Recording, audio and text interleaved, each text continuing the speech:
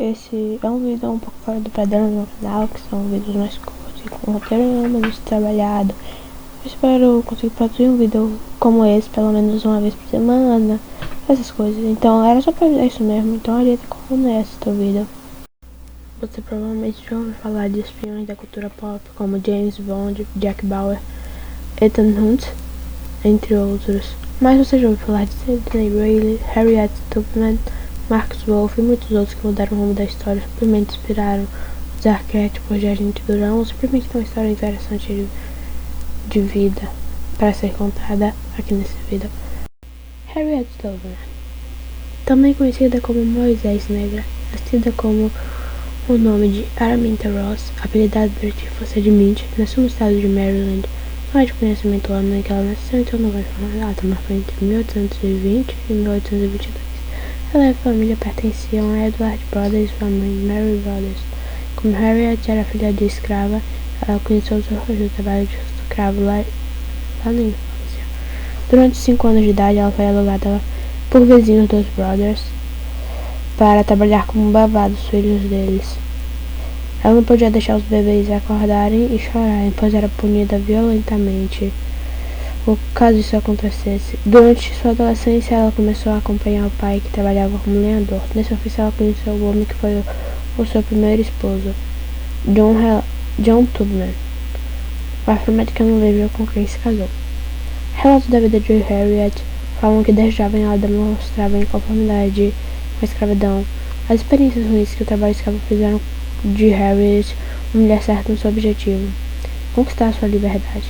Uma das ações de Harriet na procura por sua liberdade se deu logo após seu casamento com John Tubman. Ela contratou um advogado para investigar o passado familiar dela, e esse advogado descobriu que o antigo dono de sua mãe tinha deixado uma instrução para dar liberdade a Harriet Green, mãe de Harriet Tubman, quando ela completasse 45 anos de idade. Além disso, qualquer criança que nascesse dela ou de suas filhas após isso seriam consideradas livres. Essa instrução, no entanto, teria sido ignorada pelos atuais donos, os Brothers. Apesar disso, Harriet Tubman foi convencida de que contestar isso legalmente seria muito difícil. No final da década de 1840, Edward Brothers tentou vender Harriet Tubman e ela passou a temer ser separada de sua família e ser enviada para o sul dos Estados Unidos. Harriet Tubman então decidiu que seria a única solução para sua situação. Ela procurou seus irmãos para convencê-los a acompanhá-la nessa fuga e também tentou convencer seu marido, John Tubman, mas ele se recusou e ameaçou denunciá-la. Ela então abandonou o marido e, junto de Ben e Henry, 2 de seus irmãos, fugiu em setembro de 1849. Essa primeira fuga fracassou porque seus 2 irmãos decidiram retornar, forçando Harriet a voltar junto com eles. Harriet Tubman decidiu fugir pouco tempo depois, mas sozinha dessa vez. A fuga de Harriet Tubman aconteceu por meio da Underground Railroad, uma rede secreta que levava escravos de regiões escravistas para regiões não escravistas no norte dos Estados Unidos e para o Canadá, local onde a escravidão não era permitida. Essa rede secreta fornecia auxílio para os escravos, enviando guias para ajudá-los na fuga, fornecendo abrigos e etc. Harriet conseguiu trilhar a pé um caminho de dezenas de quilômetros até chegar a Filadélfia, no estado da Pensilvânia, estado onde a escravidão não era permitida.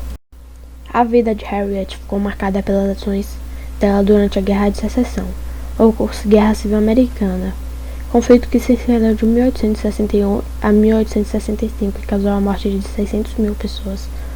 Nessa guerra, Harriet atuou pelo lado da União e esteve em defesa dos nortistas, estados que em geral não eram escravistas. Ela participou de missões como batedora e espiã, atuando na obtenção de informações a respeito das tropas confederadas. Outra função cumprida por Harriet foi a de enfermeira, atuando no atendimento de soldados feridos. Em 1863, Harriet cumpriu seu papel mais expressivo em toda a guerra. Ela foi batedora para as tropas de James Montgomery e liderou as mesmas tropas em um ataque contra fazendas de escravocadas que ficavam ao longo do Combahee River. Esse ataque destruiu linhas de suprimento sulistas e libertou cerca de 750 escravos. Sidney Reilly, nome original de Sigmund Rosenblum, nascido em 24 de março de 1874, na Odessa, na Ucrânia, parte do Império Russo na época. Espião que obteve concessões de petróleo persa e segredos navais alemães para a Grã-Bretanha. Muitas das histórias romantizadas sobre ele podem ter sido suas próprias invenções. Filho legítimo de um médico judeu em Odessa, ele estudou química em Viena antes de ir para o Brasil. Lá ele fez amizade com um oficial do exército britânico na Amazônia e foi recomendado à inteligência britânica em Londres. Ele mudou seu nome para Sidney George Reilly em 1899, ligado ao serviço de inteligência secreta da Grã-Bretanha. Ele supostamente relatou ao longo dos anos sobre os desenvolvimentos do petróleo russo em Baku, o progresso da ferrovia transiberiana, a ajuda holandesa aos boeres africanos, os desenvolvimentos de petróleo na Pérsia e as fortificações navais da Rússia no Porto Arthur, em Manchúria. Em 1905, segundo a história, ele se disfarçou de padre na Riviera Francesa e convenceu o concessionário persa William Knox Darcy a vender concessões de petróleo à Grã-Bretanha contra a feroz concorrência francesa, beneficiando enormemente o futuro abastecimento de energia da Grã-Bretanha. Como gerente de uma agência de construção naval alemã em São Petersburgo, na Rússia, ele parece ter obtido acesso aos detalhes do plano de desenvolvimento naval de 5 anos da Alemanha, que ele relatou a Londres durante o período de 3 anos antes do início da Guerra Mundial. Na cidade de Nova York, em 1914, ele comprou munições e ajudou a conter a sabotagem alemã de fábricas americanas que abasteciam os aliados. Retornando à Europa, ele fez missões frequentes atrás das linhas alemãs. Em uma ocasião, participando de uma reunião do Estado-Maior, na presença do Kaiser William II. Em maio de 1918, Reilly foi a Moscou com a intenção de derrubar o regime bolchevique, mas seus planos foram descobertos e ele teve que fugir. Acredita-se que ele tenha feito uma série de outras viagens à Rússia, e em setembro de 1925 cruzou a fronteira da Rússia mais uma vez, mas foi preso e supostamente executado. Mata Hari nasceu em 1876. Foi uma dançarina holandesa que brilhou na Europa no início do século XX. Acusada de espionagem em favor dos alemães durante a Primeira Guerra Mundial, foi presa e fuzilada. Margareta Gertruida Zell, conhecida como Mata Hari, nasceu em Leeuwarden, na Holanda, no dia 7 de agosto de 1876, filha do comerciante holandês Adam Zell e de Antje van der Meulen. Levava uma vida de privilégios até os 13 anos, quando seus pais se separaram. Após a morte de sua mãe, com 15 anos de idade, foi morar com seus padrinhos. Com 18 anos, ela respondeu a um anúncio do capitão do exército colonial, John McLeod, de 20 anos mais velho que ela, que, convocado para o comando de um batalhão nas Índias Ocidentais holandesas, procurava uma esposa para acompanhá-lo. Os dois se casaram e logo se mudaram para Malang, no leste da ilha de Java, levando o filho nascido em 1895. Em 1898 nasceu sua filha Jeanne Louise. Em seu primeiro tempo em Java, Margareta estudou as tradições indianas e se debruçou sobre os textos budistas, além de estudar dança. Com 3 anos de idade morreu seu filho, envenenado de forma misteriosa. O casamento fracassou. Margareta sofreu agressões do marido alcoólatra. Depois que seu marido passou para os quadros da reserva, o casal voltou para a Holanda. No dia 30 de agosto de 1902 se separaram e McLeod abandona a família. Sem recursos para sobreviver, Margareta vende alguns objetos da casa e refugia-se na casa de uma tia.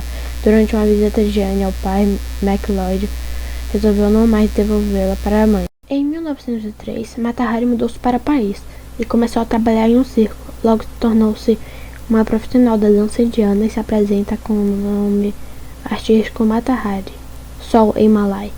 Logo, Mata Hari se tornou uma dançarina exótica, conquistando fama e admiração da elite europeia, convidada para apresentar nas festas organizadas em luxuosas mansões.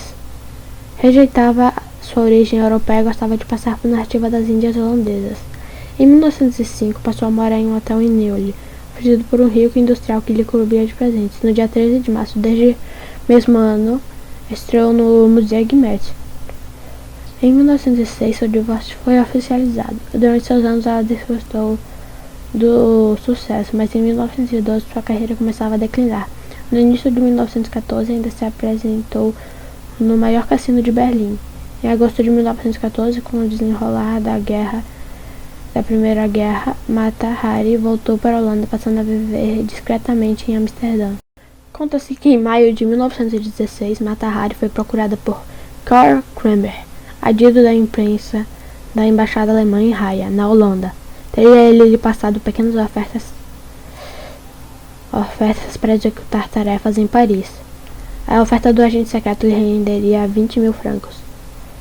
Ela volta a Paris com o codinome de H-21. Mata Hari entrou na lista dos colaboradores do serviço secreto alemão. Nesse período virou cortesã, tendo como amantes diversos oficiais e políticos influentes. Tinha livre passagem por diversos países durante a guerra, razão pela qual levantou suspeitas do governo francês. Em 1917, Mata Hari foi levada para a prisão de Moyeres em Saint-Lazare, interrogada durante meses. Nada foi provado contra ela, mas foi descoberto o pagamento de 20.000 francos pelo agente alemão. A punição pela espionagem era a pena de morte. No dia 15 de outubro de 1917, 7 meses depois da prisão, Mata Hari foi levada para um bosque em Vincennes, Paris, onde seria executada por 12 soldados da artilharia francesa. Depois de se recusar de possuir a venda nos olhos que eles teriam oferecido, teria dito: "Eu tenho orgulho do meu passado e não fui espiã, eu fui Mata Hari." Mata Hari faleceu em Vincennes, no dia 15 de outubro de 1917. Richard Sorge, nascido em 4 de outubro de 1895, Baku, na Rússia, correspondente da imprensa alemã, que chefiou uma rede de espionagem soviética em Tóquio durante a Segunda Guerra Mundial. Depois de servir no exército alemão durante a Primeira Guerra Mundial, ele obteve um doutorado em ciências políticas na Universidade de Hamburgo, na Alemanha, ingressando no Partido Comunista Alemão em 1919. Ele foi para Moscou em 1924 e cerca de 5 anos depois a Internacional Comunista o enviou à China para organizar uma quadrilha de espiões. Enquanto estava na China, Sorge construiu uma reputação de jornalista competente e alemão leal, e em 1933 ingressou no Partido Nazista. O comitê então o enviou ao Japão, onde se tornou conselheiro político do embaixador alemão, o general Eugen Otto. Em 12 de maio de 1941, Sorge relatou aos russos que 170 divisões alemães atacariam ao longo da fronteira soviética em 20 de junho, seguindo na direção de Moscou. Em agosto de 1941, Sorge relatou que o exército japonês estava planejando avançar para o sul contra alvos do Pacífico, em vez de para o norte contra o RSS. Esta informação libertou as tropas soviéticas ao longo da fronteira como na Manchúria para servir no oeste. Em 18 de outubro de 1941, Sorge foi preso pelos japoneses e ele e Ozaki Hotsumi, outro agente da Rússia, foram executados. Em 1964, Sorge foi declarado herói da União Soviética. Virginia Hall. Virginia Hall chegou à França em 1941 com a missão de ajudar a organizar a resistência contra os nazistas. Poucos acreditavam que seria bem sucedida. Além de ser uma das poucas mulheres atuando como espiãs em território inimigo, ela usava uma prótese de madeira na perna e caminhava mancando, o que chamava a atenção e representava um risco em uma região tomada por agentes alemães. Mas Hall desafiou as expectativas e durante anos, primeiramente a serviço do governo britânico e depois dos Estados Unidos, organizou, apoiou e comandou unidades de resistência, ajudou a libertar prisioneiros e ficou conhecida como uma das mais eficazes e audaciosas agentes secretas durante a Segunda Guerra Mundial. A Gestapo, a polícia secreta nazista, se referia a Hall como a Dama que Manca, e em uma das ordens dadas para sua captura, classificou a americana como a mais perigosa entre os espiões dos aliados. Mas os nazistas nunca conseguiram capturá-la. Apesar de seus feitos durante a guerra, a história de Hall permaneceu relativamente desconhecida fora da comunidade de inteligência. Com a divulgação de arquivos britânicos e americanos da Segunda Guerra Mundial nos anos de 1980 e 1990, historiadores começaram a lançar luz sobre sua extraordinária história, diz a CIA em uma página sobre espiã em seu site.